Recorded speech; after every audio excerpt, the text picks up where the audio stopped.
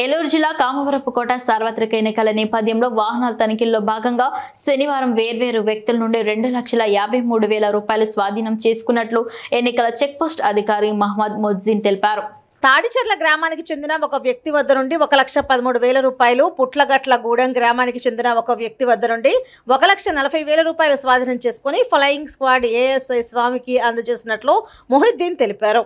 ఈ నగదును ఎన్నికల ట్రెజరీలో జమ చేస్తారని, తగిన ఆధారాలు చూపించినట్లయితే నగదును వెనక్కి ఇవ్వడం జరుగుతుందని అన్నారు. ఈ పట్టుబడిన నగదు సరైన ఆధారాలు చూపించి ఏలూరు ట్రెజరీ నుండి నగదు తీసుకోవచ్చునని తెలిపారు.